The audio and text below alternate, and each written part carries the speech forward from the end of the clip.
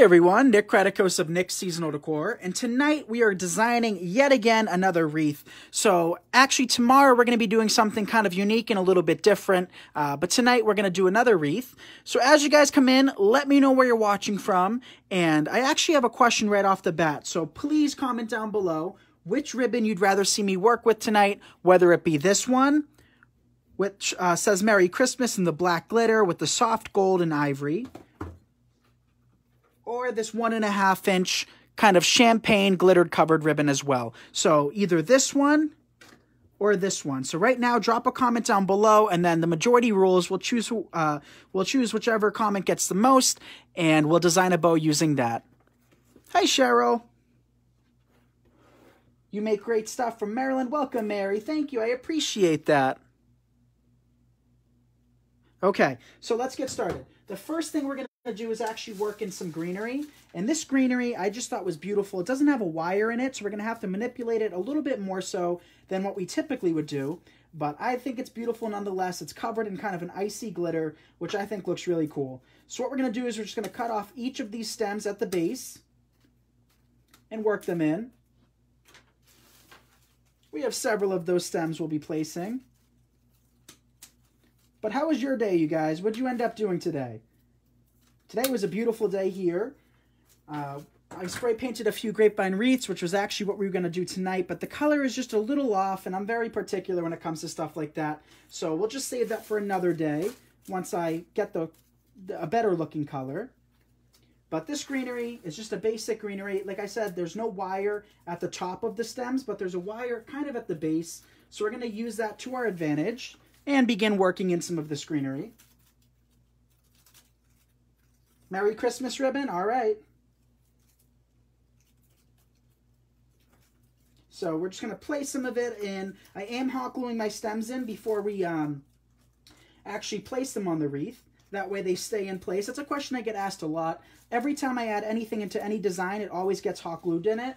So I'm not sure if you guys, well, you guys can see the glue skillet in the upper left-hand corner. But that's all I like to do is just add some hot glue and really make sure that the stems are secured. Especially since this is a Christmas wreath, we really don't want this to fall apart. So I'll work in some of this pretty greenery. So what I'm doing right now is what I like to call a half design. So I talk a lot more about this kind of technique more specifically in Nick's exclusive wreath community. But as a quick little recap, whenever I design half designs, the principles that we apply to a full grapevine or a full evergreen or whatever wreath, a full wreath, is definitely different than what we do for these half designs. So always make sure your greenery is worked in two different directions. So we have some swooping this way, and now we're going to bring some down this way. That way we have a tapered off effect on either side. So we'll use all 3 sprays of this, I'm figuring. Let's place a couple more pieces.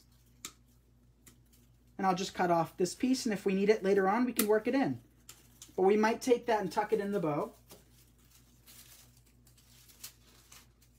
But at this point in time, if you guys don't mind giving this video a like as well as a share, I greatly appreciate it. We've been going live strong every night for the last 2 months, 3 months or so. It's been a long time.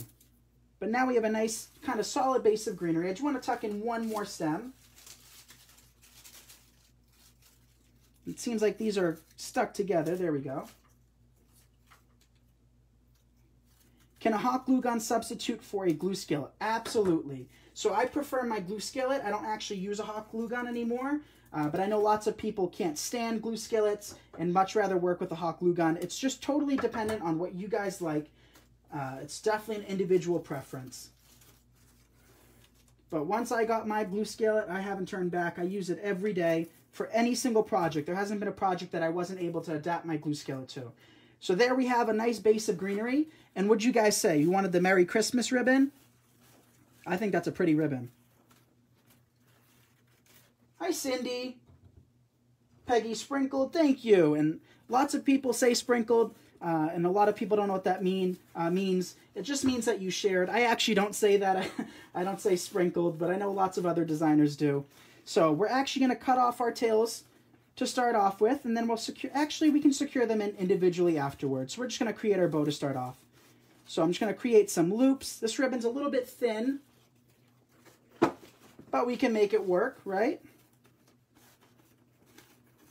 So I'll create some loops. I don't want the loops to be massive on this design, but I'm figuring 4 to 5 inches, maybe a little bit more, should definitely do the trick. We have some beautiful picks that we're going to be adding into this wreath, which I'm excited for. We have some of artificial pine cones. We have some decorative kind of fern-like sprays. Lots of goodies going in this wreath.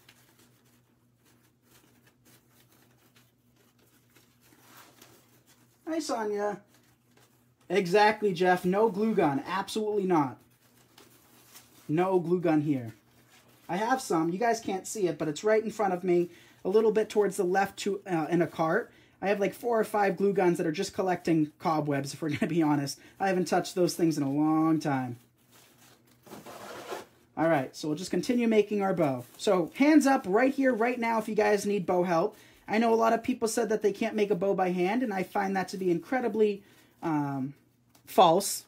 Anybody could be making a bow. It just takes some practice.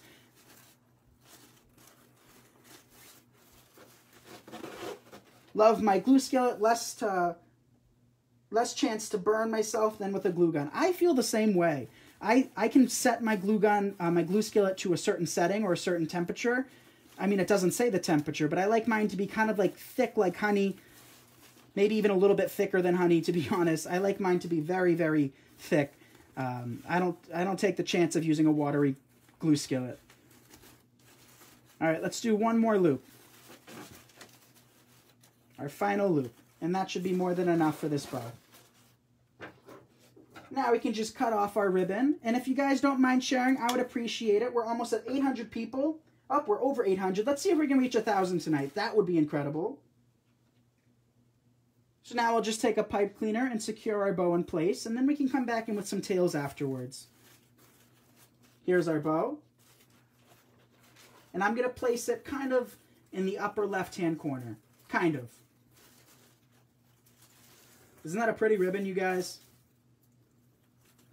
I don't usually like working with printed ribbon like this, using them in a traditional bow, but I know lots of other people like it, so I figured let's do something a little bit different.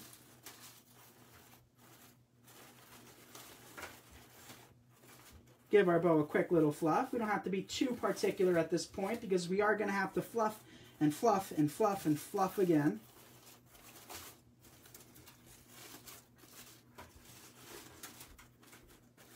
What do you think of that bow? Isn't that pretty? I think that looks great so far. So now, before we proceed any further, let's actually tuck in our tail. So we are going to need our steel pick machine for that. So give me 1 second. And I think that was literally 1 second. But now let's add some tails. So I'm just going to cut some lengths off our ribbon.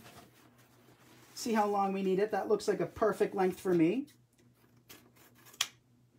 Cut it off there. We'll cut it off here again. Beautiful already. Thank you, Cindy. Bonnie is right. You make it work. Exactly. That's what we actually were just doing right before here. We designed a fresh centerpiece in Nick's Exclusive Wreath community, and I actually ended up using flowers Alex got for her birthday. So I kind of arranged them so it looks a little nicer in her room. And we used what we had and made it work. And I'm a big believer in that. So just taking our ribbon, placing it in our steel pick machine, and tomorrow I'm recording kind of a 101 on all of the tools, including my steel pick machine. Even though I don't love it, I seem to get so many questions about it, so I thought we'd cover that as well. So we'll be doing kind of a review of my glue skillet, my steel pick machine, the cutters I use, the scissors I recommend, and all of that good stuff. Because, you know, I used them for years, and I kind of figured it out. But I know lots of you guys are just starting out and kind of don't know what tools to get and what I recommend and what I don't recommend. Because there's definitely things I don't recommend and don't use in my designs. But let's come back in with our tails now. We'll start with our longest tail. Thank you, Debbie. Thank you, Sue, for the stars. I appreciate the stars coming in. So there we have our first tail, and we're going to kind of curve that a little bit. And keep in mind, this is being designed on my table. Everything always looks different hung up on a wall than it does on a table. Number one reason, gravity. You know, lots of people hate gravity. We use gravity in our in our favor here because it definitely helps. So I'm actually going to switch that tail out. One sec. We'll take this tail since it's slightly longer and we'll place it on this side. We can adjust those after. Take our kind of smallest tail, place it dead smack in the middle. Right there. So now what we can do is we can decide if we want to kind of create a little crease in our bow, or if we just want to have it kind of cascading down below like that. But either way, we can decide that later on. So all I'm going to do is to get my ribbon out of my way is just take it and roll it up. You know, we have such long tails here that if we got hot glue on it, it would virtually be impossible without ruining the ribbon to get it off. So I like to save myself the headache and heartache of ruining ribbon just by rolling up our ribbon like this. 981 people. Let's see if we can reach 1,000 tonight, you guys. And I think that kind of looks pretty on its own, just curling them up like that. What do you guys think? So this piece right here was sticking kind of in an awkward direction, so I just cut it off, and I'm going to place it back where it was. Now we have a few more pieces of that greenery that we can work in, and what I'm actually going to do with this, you guys, is I'm going to cut them into smaller pieces. Cut them like this. And let's see right now while I cut these. Comment down below if you guys know what I'm going to do with these smaller pieces. Let's see how well you guys know me by now. I say that, I'm just going to do it anyway. But I'm going to take them and actually work them in my bow. And you guys have seen me do this a number of times now. And I think it's like kind of one of my signature things. I know lots of people do it, but it's something that I do pretty frequently. And I think it really just ties in your bow and your design. I don't like my bows to look out of place and awkward. I like them to look as though that they're actually growing in that sense out of my wreath. So that's the reason I place kind of a little bit of greenery tucked in the loops. Just a small number of it. Donna says 1,000. Thank you, Donna. I see that now. I appreciate each and every one of you guys watching me tonight. All right, so we just tucked in a little bit of that greenery inside of our bow. I have one more piece. Might as well just work that in. I'll place it there. So now let's come back in with a few decorative picks before we even add, maybe add a little bit more greenery. We can decide that in a second. So I have some of these. Aren't those pretty? Look at that. So I used these in a swag the other night that said Joy for Nick's exclusive wreath community, and I purchased a number of them because I like them so much. So we're going to use some of them in this wreath tonight. Look at you guys know me so well. Everybody's saying put it in the bow. Exactly. That's exactly what I did. You guys know me so well. All right. I'm probably going to add these in individually. I think they're kind of bulky, and I don't want them to look too awkward. So to add them individually, I'm just going to move my wreath and use our steel pick machine. And if we don't have a steel pick machine, no worries, you don't need it. And like I've said over the last couple of years, it's not a tool that I highly recommend or absolutely need in my shop. Let's do one more spray. We'll just cut it off. I don't think we need a steel pick for that. I'm in the middle of making a fall wreath and stopped to check out Facebook. Great notification to see. Thank you, Angie. Thank you guys for tuning in. So now what we'll do is work in a few more of these. Dip them in our glue skillet and place them into our grapevine wreath. Aren't those pretty together, that color combo? And again, don't stress about fluffing your bow at this point. I always like to give my wreath a good solid fluff right when I hang it up. Sometimes I even take an example photo, look at the picture real quick, and then decide if I need any more additional product before kind of going overboard with fluffing, because more often than not, you'll find a spot that could use a little bit of greenery, or, you know, everything looks different in a picture than it does in person. So don't worry too much about fluffing at this stage. Let's work in a few more. Ribbon I buy is very hard to work with, so this ribbon was kind of hard to work with too. Not every one of our ribbons is going to be, you know, perfect. If we think it's beautiful and we like it, more often than not, we pick it up and then make it work. I'm a firm believer in making things work. You guys know that. We can't be happy with every single product. All right, our final piece of this spray. What do you guys think of that so far? I feel like we just whipped through that real quick. I feel like that didn't take much time at all. And I'm not thinking I want to add any more of that. I think that's kind of a lot of product that we've already added so far. So to finish it off, let's just work in one more spray of greenery. Then we can fluff our tails to our liking and call it a day. How's that sound? Unless you guys want to see a bow tutorial. What do you think? Bow tutorial, hands up.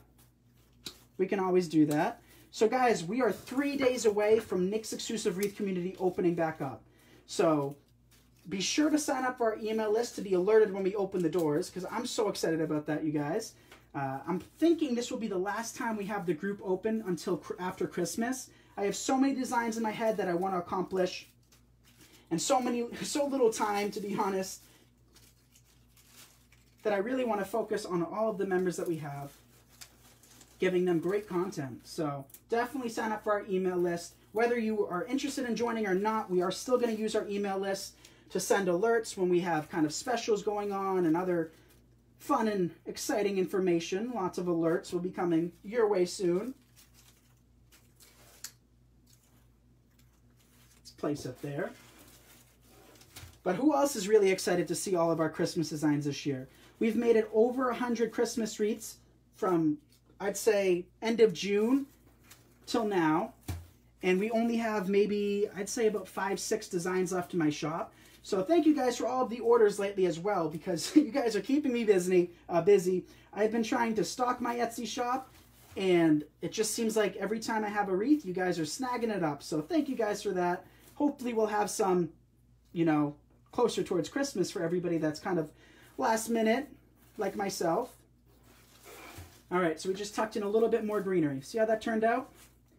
So now what I'll do is I'll hang this wreath up on my wall before I actually give it a good fluff, and then pull my tails down and then kind of adjust them into the wreath.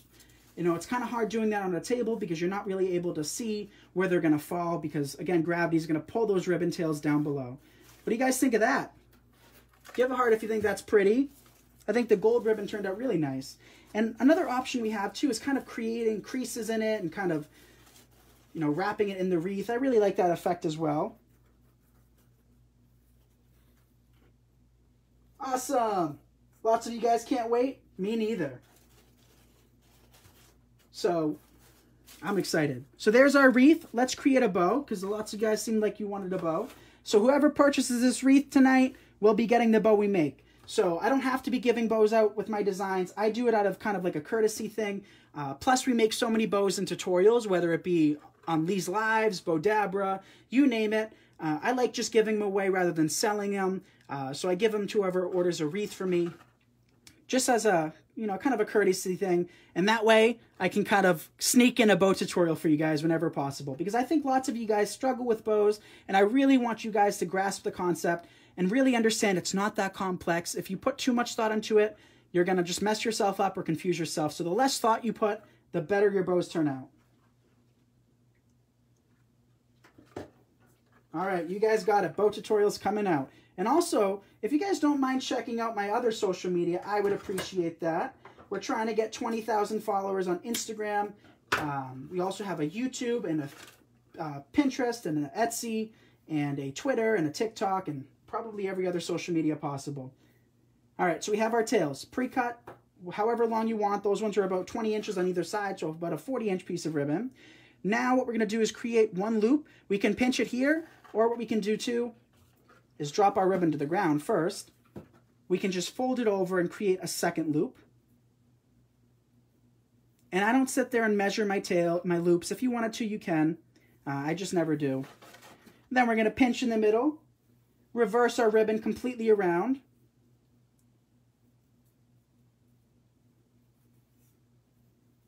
and create more loops. So the more loops you have, the more full your bow is going to be. And the wreath that we just made, we didn't add too many loops because we came back in with some greenery, which I think is always kind of a nice enhancement in our designs. How are we doing on time, you guys? I feel like I'm kind of taking my time now, but I feel like we kind of whipped through that wreath real quick. I don't know. It could have been 3 hours for all I know, but... Continue making loops. I like to do about 4 or 5 on either side to really create a nice and full bow. Most important step of bow making, comment down below if you guys know. I think lots of you guys have heard me say it enough by now that you should know. And if you don't know, you will know after tonight. Most important step of bow making, what is it? At least in my opinion. We all have different opinions, but what's my opinion on it? There's our bow. 20 minutes, that's not too bad. Yeah, Diane, my skillet is the same one with the broken leg. Haven't changed it out yet. You guys have been so busy. There's only so many hours in a day. So here's our bow. Fluffing. That's right, Bonnie. And Pamela. Look at you guys. Look, lots of you guys know. Fluffing is the most important step. So you can have crummy ribbon. I know somebody was talking about, pretty crummy ribbon earlier. You can have awful ribbon. You can have ribbon that, doesn't have a super thick wire. And if you're able to fluff it and manipulate it, that's how you get a beautiful bow. So it's all about the fluffing. So look, this loop is a different size than this one. Not a big deal. You're not even going to be able to notice in the end. What do you think of that bow? Isn't that pretty? Look at that shimmer. Look how perfect that is. Oh, I love that. So I'm not even going to dovetail these ends because you're not going to see because it's kind of a sheer ribbon. But again, whoever buys this wreath will get that bow because I always like to sneak in a bow tutorial whenever possible. And I think those actually match really nice, surprisingly. Well, not surprisingly, I chose both of these ribbons for the picks. So thank you guys so much for keeping me company tonight. Also, check Etsy too, because we listed both of those Christmas wreaths we made last night together. I don't remember if I posted the link on my Facebook page or not, but those are listed. They're budget friendly at $75 each. Can't go wrong. So this one will be listed on my Etsy probably in the next hour or so, but definitely sign up for our email list at nicksseasonaldecor.com because I'm so excited. Nick's exclusive wreath community is opening in 3 days, I think. What's the date? 4 days. 4 days. So excited for that. We have probably another 50 tutorials for Christmas time left to go. The group, I know lots of you guys have been asking, it's $25 a month. And over the last several months, we've been accomplishing 16 plus tutorials. So all those videos you see me doing, kind of popping in, showing off the newest wreaths, those are actually the tutorials in the group. So 16 videos a month at least, plus other content for $25 a month. That's like less than $2 a tutorial. Can't go wrong. And we have so much more Christmas to do. Because you guys know I could do Christmas 24/7, 365. Well, 364 besides Christmas Day. But thank you guys again so much for watching. Be sure to check out my other social media. I love you all. And I'll see you guys tomorrow night. Again, figure 7:30 to 8:30 p.m. Eastern. All right. Bye, everyone.